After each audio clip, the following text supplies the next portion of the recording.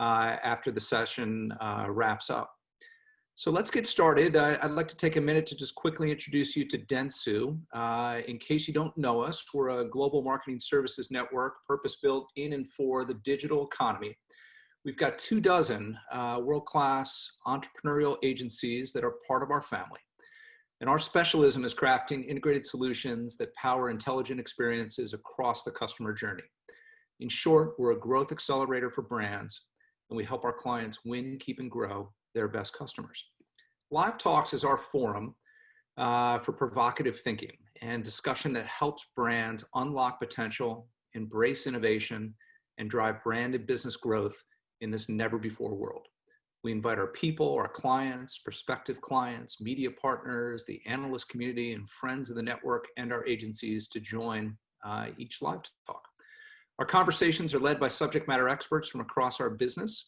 We focus on consumer insights and trends, business transformation, marketing and customer experience innovation, solutions that accelerate growth, media innovations, and emerging technology.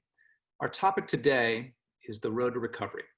And as the economy faces levels of disruption not previously seen before, or at least for a couple generations, marketers have to look past the immediate crisis to chart a path through the looming challenges.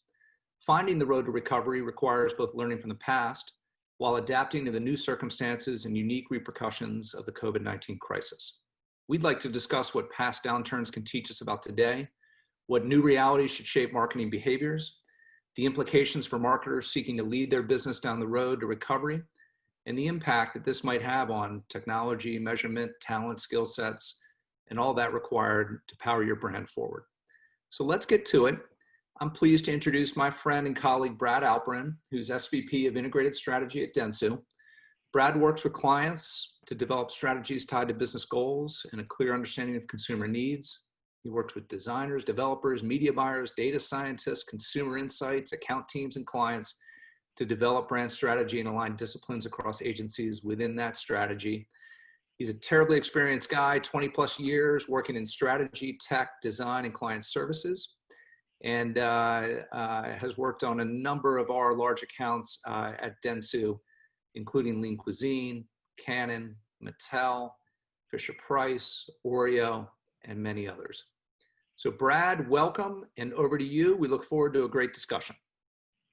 Thanks very much, Mike. So thanks everybody for joining us today for the live talk. I think one of the things I just want to start with is, we all had a moment as, sort of this crisis was developing, right? There was suddenly this looming health crisis and all the financial implications of that. And there was a scramble on behalf of a lot of marketers to figure out how are they going to address the moment, right? Maybe you're advertising on sports broadcasts, or you've got sponsorships. Maybe I need to shift my dollars around. People are spending more time at home and they're not out in their cars. What does that mean?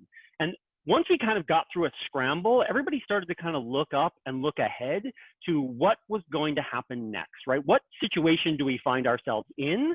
And what does that mean for the future? And just for the fun of it, I like to kind of start with this question here, right? Which is, I love this, where Sam Walton was put the question of, what do you think about a recession? He thought about it and he decided not to participate, which is fantastic if you are Sam Walton. Most of us are not Sam Walton. And so what we need to do is think about what is coming, right? What sort of situation are we going to find ourselves in, and how are we as marketers, right, brands, marketers, going to address that? And so there's a bunch of topics I want to cover really quickly, and might kind of hit on a bunch of them. I want to look at the economic outlook and kind of do a quick gloss over what the situation is and what the predictions are for whether or not we're in a recession and how long it's likely to last. I'm going to take a look at past downturns and see if there are lessons that we can learn from that we can apply to today. I'm going to do very quickly sort of breeze through China, which sort of is ahead of the curve on some of the things that we're finding ourselves in this market, and see if there's some lessons to be learned there. And then we're going to look ahead at what changes on the ground are happening, what new realities exist, and how can we as marketers address them, and I'll close with some final thoughts. But let's start with the economic outlook, right? The first question that a lot of people had begun asking us, several months ago is, are we headed for a recession? And overwhelmingly, there is a lot of agreement on this question. In fact, it's already kind of been answered, because technically, for those of you who follow these sort of things, a recession is often declared retroactively. You have to have a certain number of quarters of downturn or stagnation before it is declared a recession. But we are now already declaring that. We are in a recession, right? The IMF is projecting that the US economy is going to contract in their most optimistic projections by at least 5.9% in 2020. But there's some things about this recession that are different than any other recession, which causes predictions to get a little murky. The first is that it is events driven, right? Oftentimes, there are underlying economic conditions that cause a recession. They're cyclical. Sometimes they're driven by an event, say a natural disaster like a hurricane or an earthquake, which can have economic effects on a given marketplace. But this event is a global pandemic, which means that it is happening to large portions of the population around the world at the same time, and it has a health component, right? So it's not just people's concern about their economic stability, but it also has a lot to do with their own health concerns. Now, the other thing that's really different is how quickly this recession came on, faster than even the Great Depression. And not only that, but the level at which it slowed economic activity is sort of unprecedented, right? Normally what you see with a recession is a slow grinding of the gears as the economy slows down. That's not what happened here. It's like a switch was flipped and large portions of the global economy ground to a standstill. But the thing that's really important when we kind of look at predictions around what is likely to happen with this recession and how recovery might go is that it is completely linked to public health, right? Because it's not just how people feel about their economic situation, but how they feel about their health scenario. And so when people talk about how this recession is likely to go, it really does have a lot to do with how people feel about the health scenario in their part of the world. So really quickly, I'm going to cover a couple of terms you might have heard thrown around when people predict how this recession is going to go. Sometimes they refer to what is known as a V-shaped recovery, which you might have heard of. That's that sort of quick decline followed by an equally quick rise back to pre-recessionary levels. This is assuming that we've dealt with whatever the COVID crisis is. By the end of the summer, everything is up and running and everybody goes back to doing everything they were doing before. Sometimes you might hear what's known as a U-shaped recovery. So like the shape of a U, we sort of live in the bottom recessionary period for a longer period of time. That the damage is sort of more lingering. It takes longer before we can get back to sort of returning to the economy and back to the world the same way we were doing before. Sometimes you hear about a W-shaped recovery, right, which is the idea we start to see things come back and then something causes us to slide back down again. So maybe there's a resurgence or a second wave. So even as we begin to recover, we have to lock down portions of the economy again. That's going to cause a slide back. Some people could talk about a tick or a swoosh-shaped recovery where you see a quick rise, but then a slow growth back to pre-recessionary levels. And then the worst case scenario that some economists talk about is L-shaped, right, which is we sort of live in the bottom of that capital letter L for a long period of time. And this is assuming that we're sort of stuck with social distancing and other concerns for a long period of time, and it causes a lot of economic damage. Now, there is not a lot of consensus on exactly how this is going to go, but one of the things that I will say is over the last number of months, Bank of America does a survey every month of fund managers and asking them things like what's their prediction, among other things, what's their prediction for this particular recession. And the number who have predicted a V-shaped recovery, sort of a quick and painless return back to pre-recessionary levels, has shrunk from about half, maybe 3 months ago. It was 15%. 2 months ago in May, it was 10%. So most of the fund managers are predicting either a U or a W-shaped recovery. And so our feeling at dentsu, we're going to be living in a recessionary period for some period of time. But just because we're in a recession, that doesn't affect every industry and every category in the same way, right? If you sell household cleaners, you've been having a pretty good bunch of months. In fact, you couldn't even keep your product on the shelves. Now, if you're in the travel business, hotels, hospitality, restaurants, your business has been hit really hard because nobody was able to even access your offering. And then there were a number of categories kind of in the middle. Take spirits, for example. Turns out there's a lot of data showing people are drinking more than perhaps they've been lately, but huge parts of your revenue come from things like restaurants, event halls, places that were not open. And so your business was taking a hit in some parts, even while it was growing in others. The point is, there's a lot of uncertainty, and it's very hard to plan your way through that. So our recommendation really comes down to maintaining an agile and disciplined approach. How do you keep a flexible attitude? right? The idea that you have to scenario plan, because when there's this much uncertainty around so many different variables, it's hard to set a plan and assume that that plan is going to be good going forward. Another thing that we recommend is conducting regular measurements. You've got to keep your finger on the pulse of your consumer sentiment, keep your pulse on the business conditions, keep a pulse on how your marketing is working. With a lot of things that maybe are different on the ground than they were before, your assumptions about what works and what doesn't might need to change. And lastly, you have to optimize continuously. That idea of you're going to have to kind of work your way towards success rather than plan your way towards success.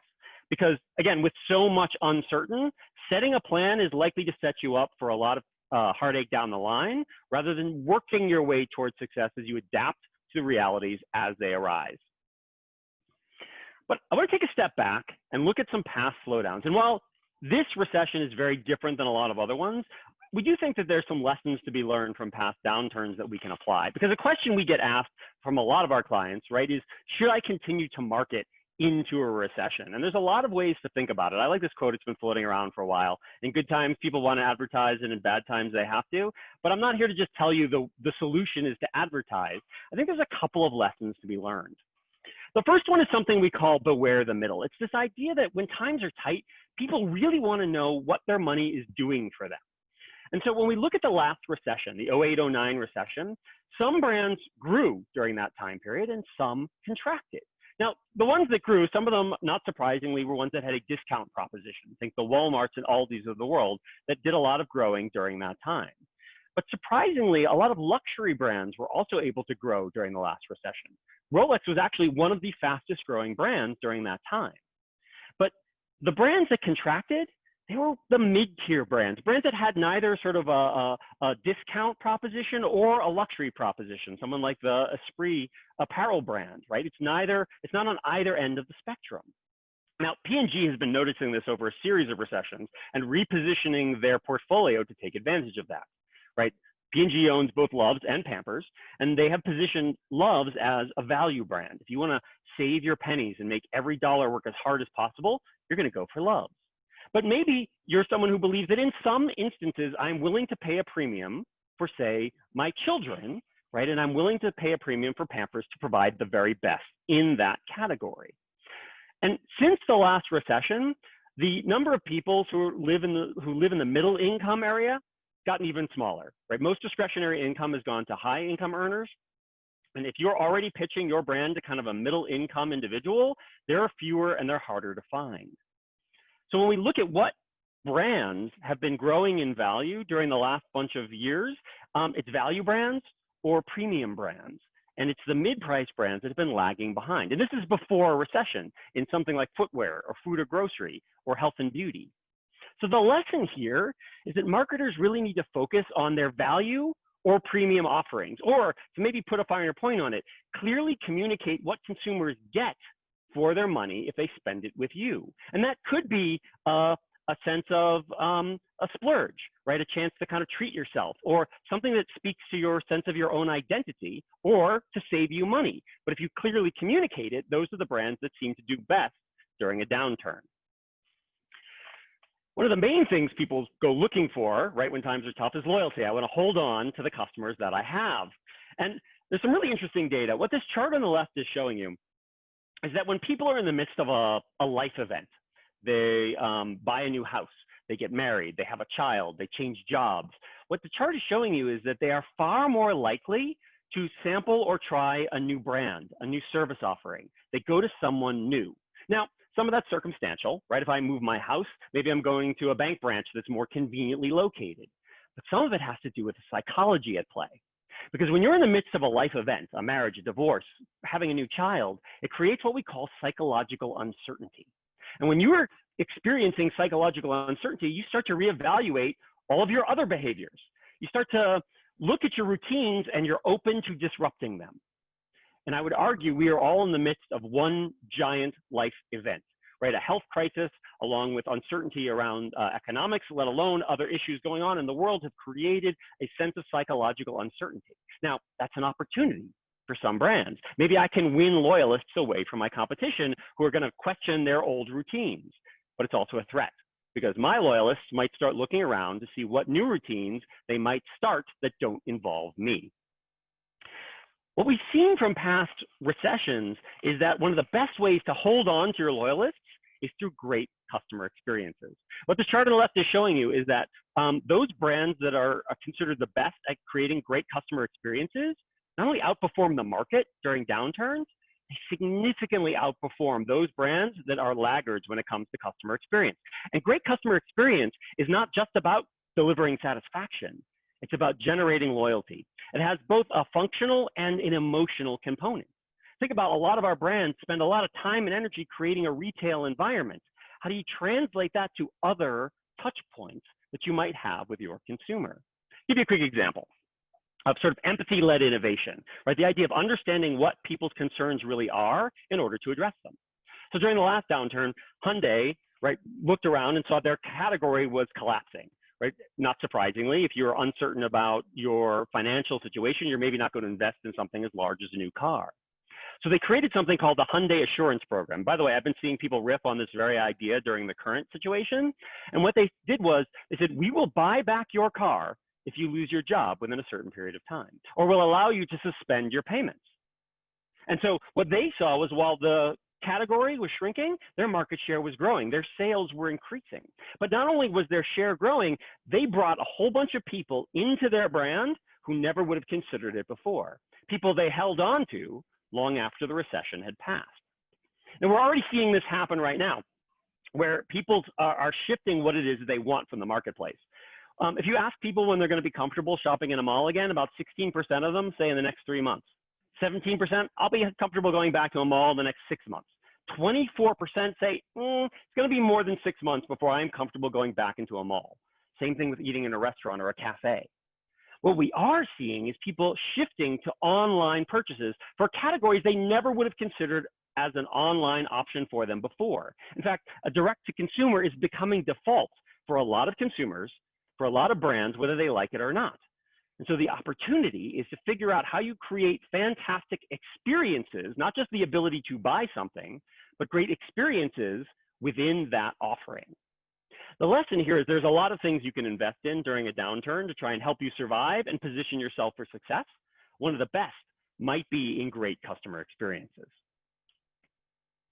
Another thing that's really interesting, when you look at every recession, some sort of new media comes into its own, right? It becomes a new dominant form. Think about the Great Depression, where radio during the Great Depression became the dominant mass media of the day starting during that time. It was the '53 recession that caused the switch from radio to television becoming the mass media of the time. The 1990s recession is when cable TV suddenly found mass adoption. It's the 2000 recession when digital emerged, and it's the 2008 recession that caused social media to kind of spread throughout the fabric of our culture. Now, part of it is actually driven by us as marketers, right? Because we look for opportunities. Maybe it's less expensive to go into these new forms of media than the incumbent media.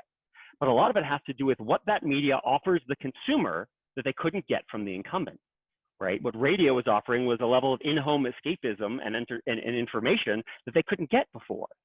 Television offered them news and free entertainment instead of going down to buy your movie ticket, right? Cable television offered a range of variety and premium content that they couldn't get at home before. Digital gave them access to information and commerce, and social gave them a feeling of connectivity and belonging that no other media was able to offer consumers before. And we're already seeing that during this recession.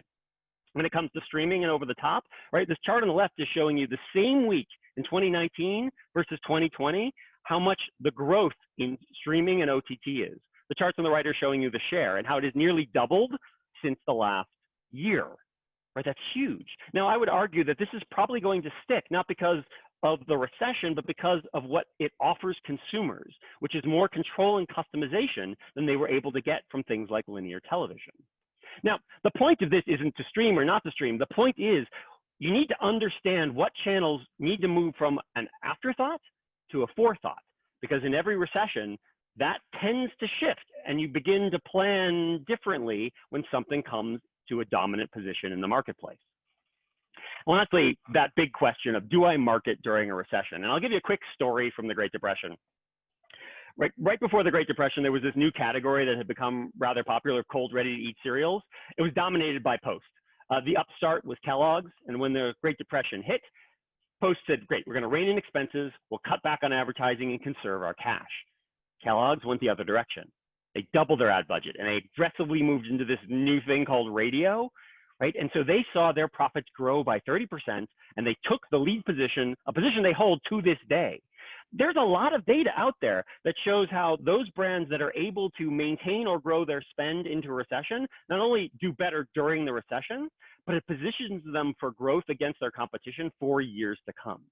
There's actually other data that talks about if you go dark for a period of time, just turning the money back on doesn't bring you back to the same levels of awareness and intent that you had before. It takes a while to build back up to the level you had before you went dark.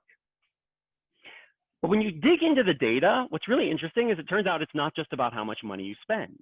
What the chart on the left is showing you is it turns out there's not terribly strong correlation between how much you spend and what people perceive of your brand. What there is strong correlation on is what your relative spend is compared to your competition that changes people's perception. In other words, your relative share of voice becomes the best predictor of how you're going to stack up against your competition now and how well you're positioned coming out of the recession. So what I'm telling you is you actually can reduce your spend and still win if perhaps your media has gotten less expensive or your competition has decreased their share of voice. Or maybe you've got other things that are working your share of voice really hard, like your PR or media partnerships. The point here is keep an eye on your competition, not just your spend, because that might be your best opportunity to gain share and position you to come out of the recession strong. All right, take a minute and we'll look at China, because as we talked about, China sort of started this whole cycle a little ahead of us. And so there's a few lessons I think that we can learn from China's experience that we might be able to apply to some of us here. One of them is, interestingly, most brands in China maintain the strength of their brand equity, with a couple of interesting exceptions. For example, Air China saw a pretty good hit, not just to its business because nobody was flying, but also to the equity around that brand. And we're kind of seeing that in this market, that there are some brands, particularly in the hospitality and travel space, are kind of getting a double hit. So yes, they're getting hit because their business has fallen, but also it's changing people's perception of that brand as something valuable in their lives. Something worth keeping an eye on. Another thing that's interesting in China is there was a lot of effort went into making consumers feel safe to go back out into the world and keep track of the coronavirus. So in China, like in Beijing, everybody's given an app that they have to download, and it keeps track of their health status, and they get a color-coded QR code. Right, so a green code says you are currently considered healthy. And before you enter into a business or go into a public space, you've got to show that QR code. Turns out you come in contact with people, they can do contact tracing through all of that. So yes, there is an epidemiological benefit here, but there is a real serious confidence benefit that lets people feel much more comfortable to go out into public spaces when they feel like the people that they're going to be around are more likely to be healthy. And so what that enabled to happen in China was sort of this pent-up demand that was released. And we're seeing this now kind of in the US when people were finally allowed to go out into the world. There's actually a term that you were starting to hear in Asia called revenge buying, or just taking revenge on the coronavirus who's been keeping me locked up. And what you see here on the right are people lining up around the block to get the noodles that they had been denied all that time while they were stuck at home. But here's the thing in China, they're still wrestling with historically high levels of unemployment, even though it has come back significantly. And the chart on the right, I think, is worth mentioning, which is while manufacturing has risen precipitously as they've gotten the kind of economy rolling again, retail sales is lagging behind that by a pretty good distance. And so what that tells me is that just because people are going back to work, it doesn't mean they're out spending to the same degree that they were before. And the last thing about China is not everywhere in China was hit to the same degree, right? And so you think about China as one big giant market, but maybe actually different parts of China have different set of restrictions and attitudes around whether or not they're ready to go back to business, which is what's happening in the US, right? There's this patchwork of regulations and how different states are approaching letting people to go back out into the marketplace. And so one of the things that we're learning from China is stop thinking maybe of your market as the US as one giant market, that maybe you want to sort of think of sort of regional approach, because not everybody's in the same place all around the country. So It's not a one-to-one comparison, China, but I do think there's a few things here that we can learn about how do we try to protect equity where we can, right? How helping people feel confident to go back out into the world can pay benefits. The idea that we're seeing that pent-up demand get released, but that's only for a moment, because now there's a lot of other uncertainties that people are feeling, even though they're moving back out into the world. And lastly, there are regional differences that are probably worth paying attention to. But I want to take a minute and look ahead, right? What changes are happening in our reality on the ground that marketers need to be cognizant of? And the first thing I want to mention is there are a lot of things changing before we started moving into a recessionary period, right? What this is doing is just accelerating a lot of those changes. But there are 4 new things that I want to point everybody out that might be worth paying attention to. And the first is how consumers across the board find themselves opening up to a whole bunch of new ways in which they're doing things in the world. Give you a quick example. This comes from a study that asked people across generations, which media are you spending more time with or new time with?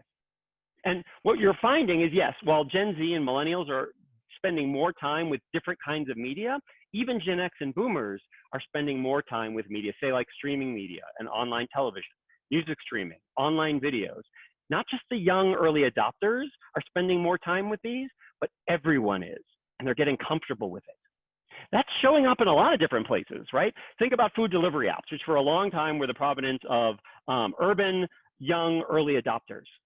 But during this time period where people were locked down, it became a lifeline for a wide range of people across different ages, moving out of the urban centers into the suburbs. A whole lot of people got really comfortable using food delivery apps for groceries and restaurants. Social media, same thing, right? I love this headline. Are your parents on TikTok? Do you spend any time looking around TikTok? Surprisingly, the answer is yes.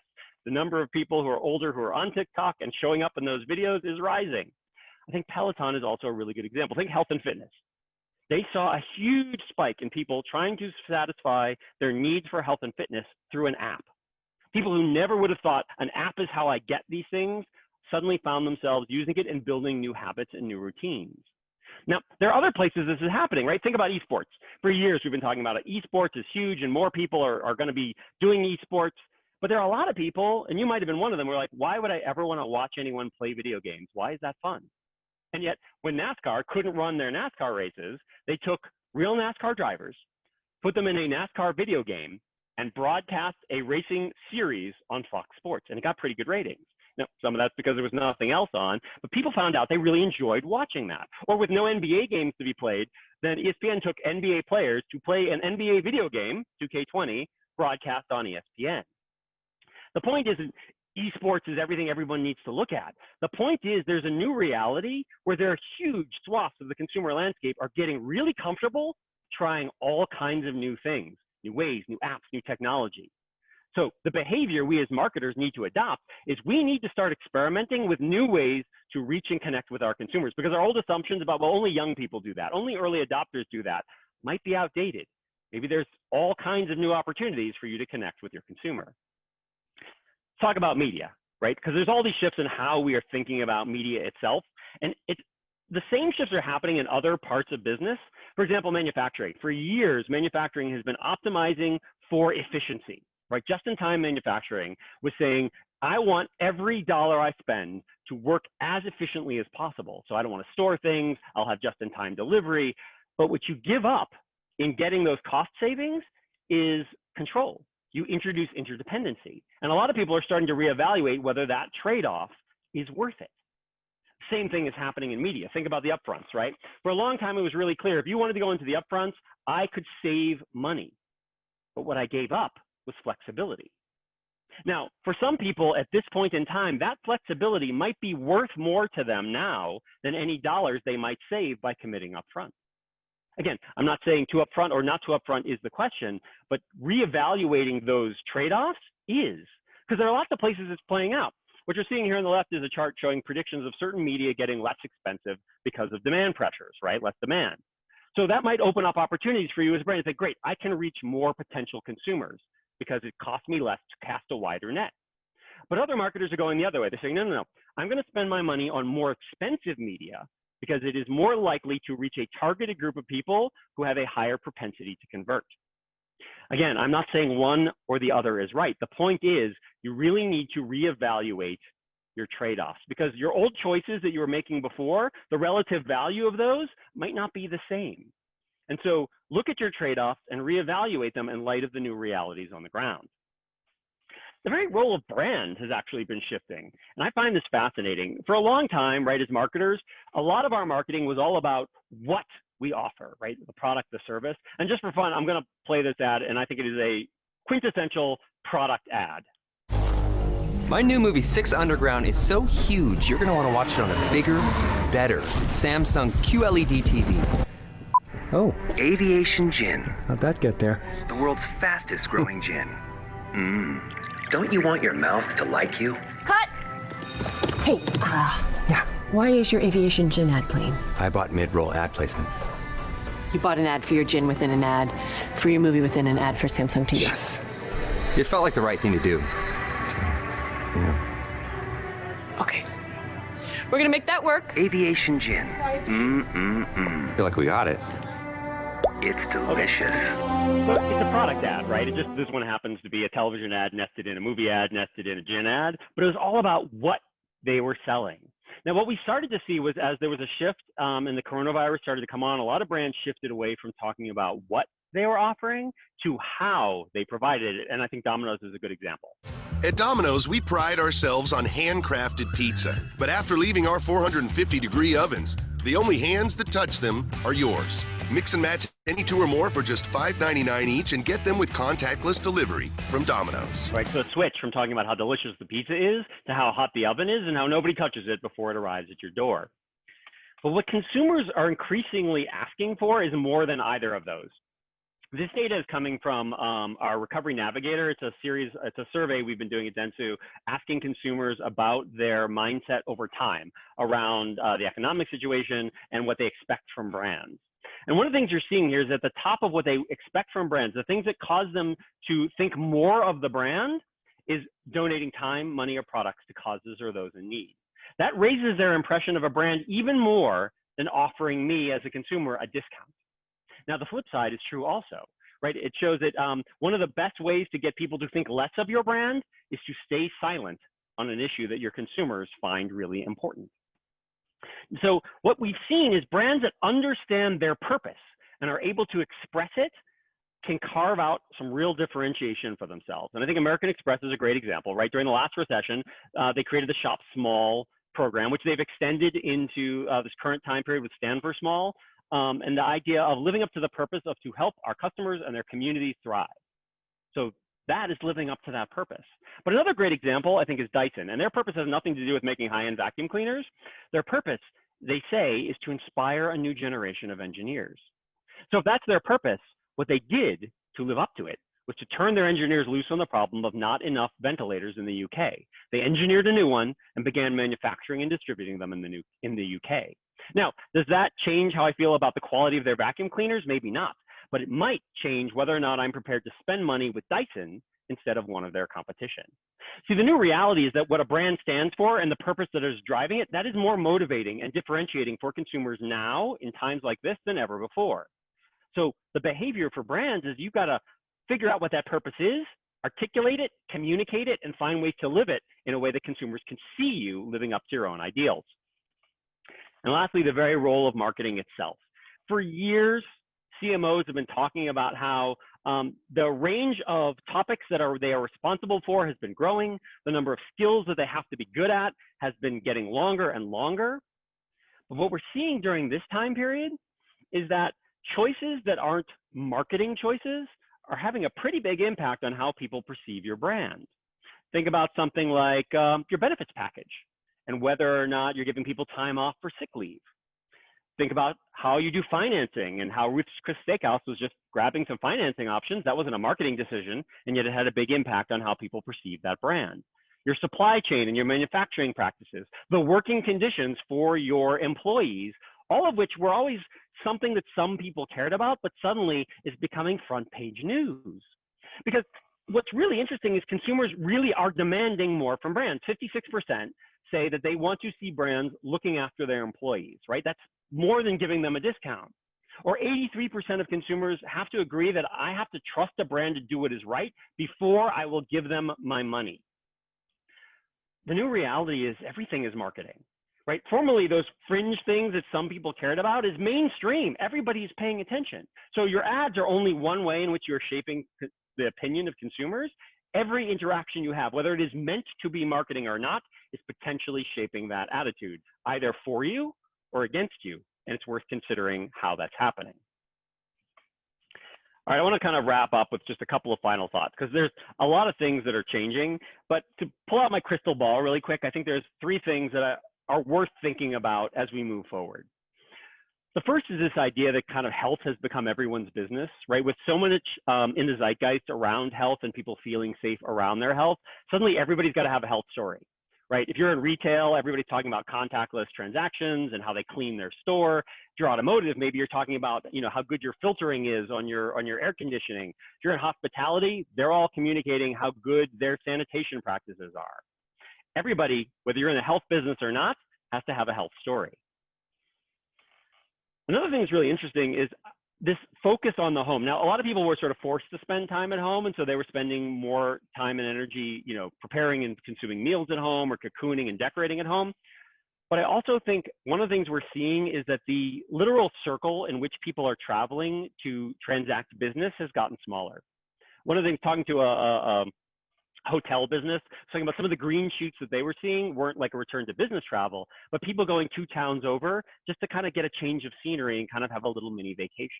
So the circle in which they're willing to kind of look around has contracted, and that's probably going to stick for a little while. And lastly, the value of confidence itself, right? That when there's an erosion of confidence and trust in the society writ large, people are going to reward those brands that give them a sense of confidence and help them feel more confident about that brand, right? We look for familiarity. We look for familiarity. We look for those brands that are able to give us confidence and give us a sense of optimism that feels earned, right? And so that might change the very definition of premium, that I might be more willing to spend money on those brands that give me a higher degree of trust and confidence, and that I'm willing to pay more for than brands that don't.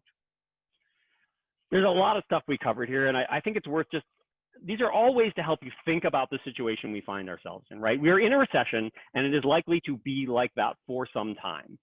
But there are things we can learn from the past, right? The idea of how you position your offering and give people a clear understanding of what their money buys them. The idea that we invest in great customer experiences to win and keep loyalty. The idea that understanding that our channels change and which ones we plan first and then plan around it maybe needs to shift. And that you have to keep an eye on your competition, not just how much money you're spending, but what your relative share of voice is. When we look at China, I think, look, the idea that just because people go back to work doesn't mean they go back to spend is worth keeping in mind. And that if you're a national marketer, maybe you can start experimenting with some regional approaches, because not everybody is in exactly the same place when it comes to their ability to go back out into the world and where their mindset is to do so. And then when we look ahead to the future, right, people are trying new things, not just young people, not just early adopters, but all people across different age spectrums, and that's worth experimenting with. You can't assume that your old choices like cost savings versus flexibility have the same value, and that you have to understand how you shape a brand's perception beyond just the advertising part, but every action your business takes. And so that becomes part of how you as a marketer need to look and help guide your business. The point is, there's a lot of things that are different out there that have changed, and you can't control what happens to you. What you can control is how you feel about it and how you respond to it, so that you are the one mastering the change rather than the change mastering you. Anyway, thank you guys so much for your attention. I really appreciate it. I hope you found it interesting. I think we're going to go to a little bit of Q&A if there's any kind of questions, and we'll do that. But thank you very much for your time and attention. I really appreciate it. Brad, thank you. Great stuff there. Really appreciate it.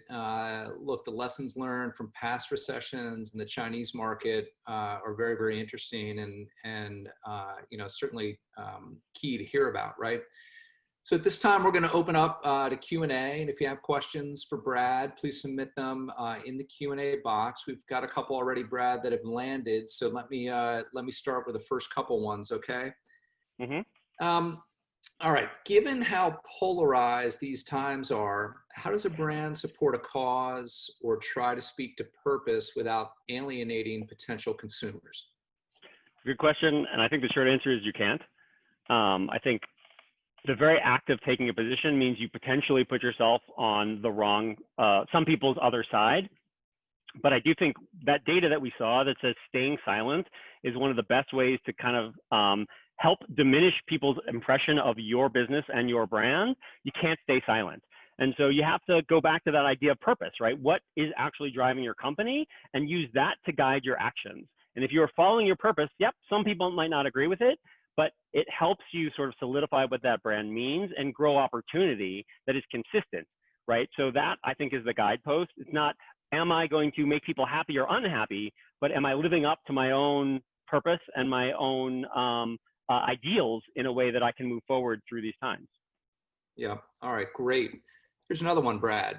With different parts of the country facing different responses to COVID-19, should marketers abandon a national advertising approach?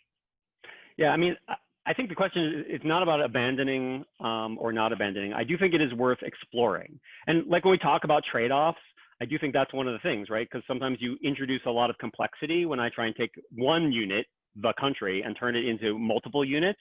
And so you have to decide if the extra effort is paid off in the results, which is why, going back to that idea of like, you've got to kind of optimize as you go, and you've got to be really flexible.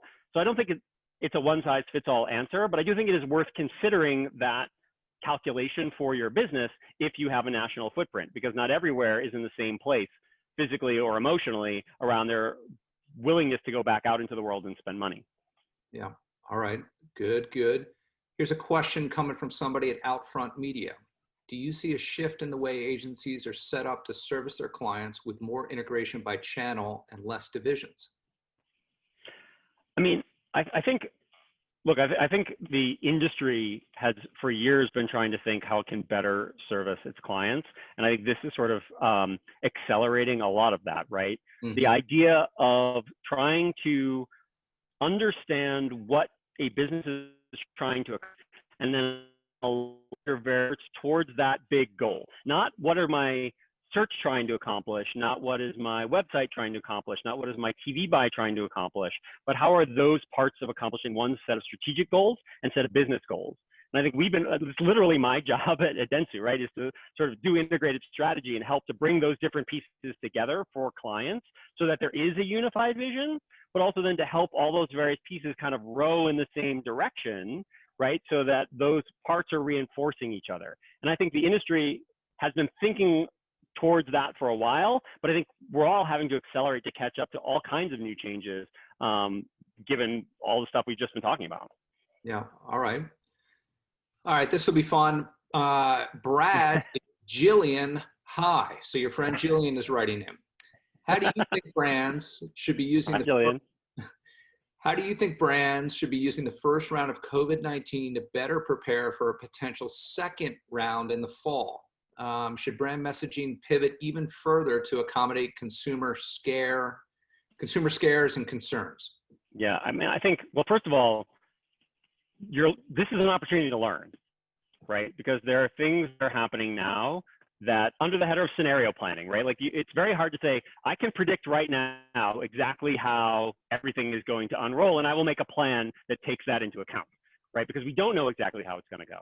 But I do think you've got a great opportunity. You've been learning right now about how people respond in the last bunch of months.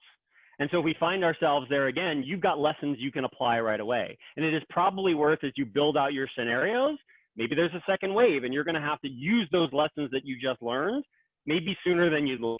But again, you've learned those lessons. That's an opportunity for you to kind of move further ahead than you would have been when you started this whole process, to kind of, and continue to learn and adapt as you go. Yeah. All right, here's another one. Great webinar, so nice compliment for you, Brad. I echo that sentiment. Here's the question. How do you see brands changing programmatic advertising strategy in the second half of this year, of 2020? How should ad tech companies create value for their buyers and prepare to respond to this change? So And I think we've got some people who could talk probably in more depth about programmatic than I do, but I think two things, right? One is, like I said, how are you looking at an individual tactic as being part of a larger set of goals, right? So it's not how do you make programmatic the best programmatic can be, but how are you using the tools in your programmatic toolbox to help further your strategic and business goals? And I think that idea of maintaining flexibility and optimizing, so measuring and optimizing as you go, programmatic is particularly good at that, right? You have a lot of ability to target, you have a lot of ability to measure, and a lot of ability to optimize. And so when a lot of other things are uncertain, that's a real great opportunity to lean on those tactics that kind of maximize your ability to react quickly, to help people navigate through those uncertain times, right? Because other forms of media don't give you that same level of kind of quick ability to kind of turn and change direction based on what you're learning moment by moment. And so I think bringing that forward, but again, how is that not making my programmatic buy great, but how is that servicing my larger strategic goals and business goals, and how am I reinforcing the other things that I'm doing, I think becomes a great way for you to add value beyond your sort of particular toolkit into the larger business conversation. Yeah. All right, here's another one. Thanks, Brad. You mentioned brands positioning themselves as either value or luxury early on in your presentation. What if my brand doesn't comfortably fit into either description? It's a good question. I think the way I talked about it and the way I think about it is, yeah, so one easy way to kind of describe your brand is I save you money or I provide you luxury. But I think that idea of helping people understand what you get for the money is actually even more important. Those are two ways in which you could sort of answer that question. But again, maybe what you're doing is I'm helping you express something about yourself. I'm helping you take your mind off of something. I'm helping you. There's lots of ways you could answer the question of why is this money well spent at this time with this brand? And that I think is the thing that becomes really important to be able to relate for yourself so that you can articulate it to consumers. And that's, I think, the thing to do. So maybe you're not luxury or value, but maybe you've got a really clear reason why someone should spend money with you right now instead of someone else. That's, I think, what you need to be looking for. Yeah.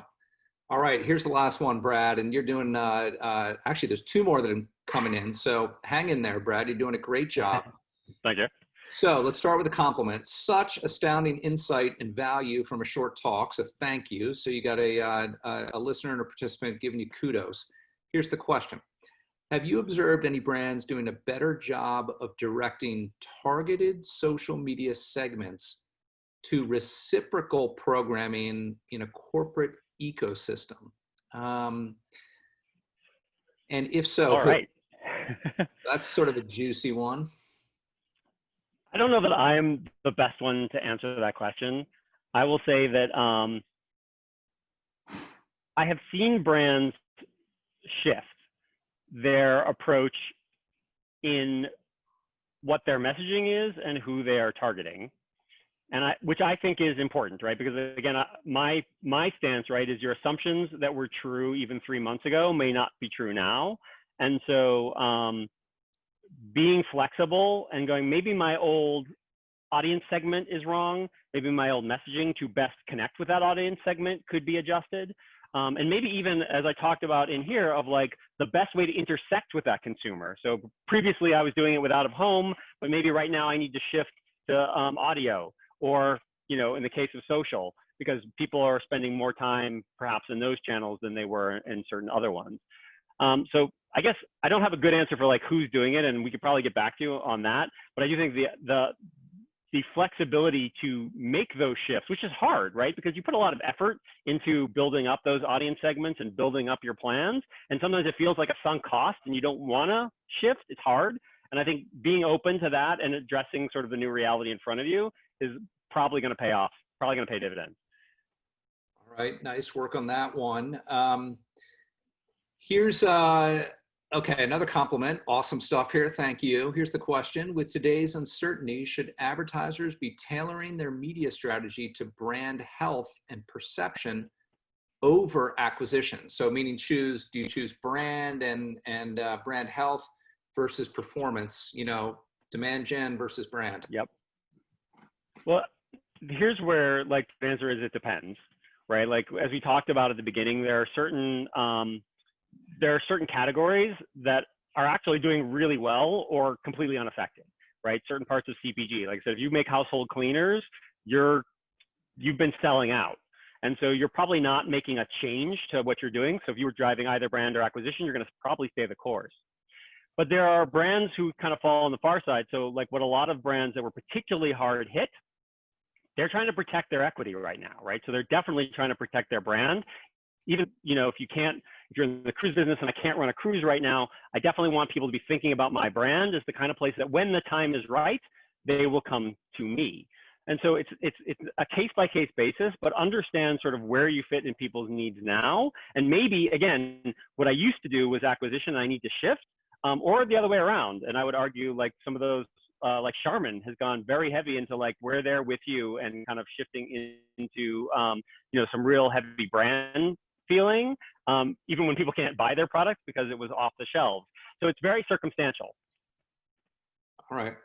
Final question, Brad, and maybe this is our Cuomo brothers moment here because somebody named Keith Alperin is sending this question in. So first of all, either one of your relatives, brother, cousin, whatever it might be, has said, great talk, Brad. So regarding consumer behavior changes, here's the question.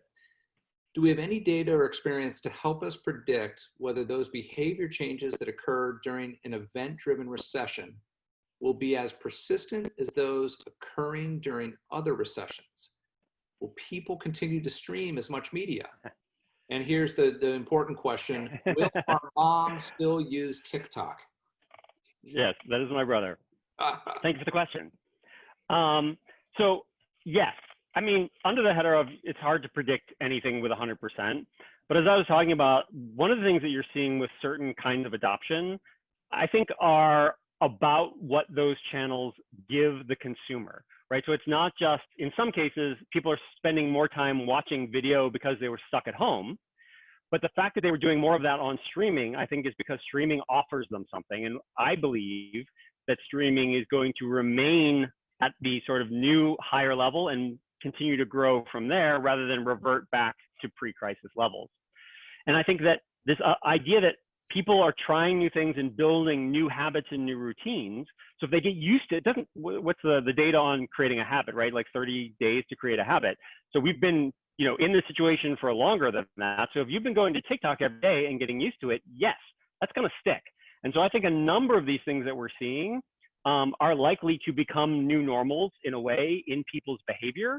And again, opportunity for marketers to kind of take advantage of that, particularly if you're the one noticing that shift happened and taking advantage of it while your competition is maybe still looking at old ways in which they were connecting with their consumer and missing some of that new opportunity that's right in front of them. All right. Well, Brad, great job again. We're at time now, so I want to say thanks. You did an excellent job presenting, sharing insights, and sitting for a bit on the hot seat as I peppered you with questions. So nice work. Before we close, I'd like to invite you all to join us again on Thursday, this Thursday, the 25th at 1 p.m. Eastern. We've got another dentsu Live talk focused on streaming wars. And our topic Thursday is on traditional media and OTT acquisitions. So we'll share the information in the chat with everybody. And we will be in touch with you all soon with a link to the recording from the session. So Brad, thanks again to all the folks who joined us. I hope you have a great rest of your day. We greatly appreciate you joining us for this session. Take care, everybody. Have a good one. Thanks very much.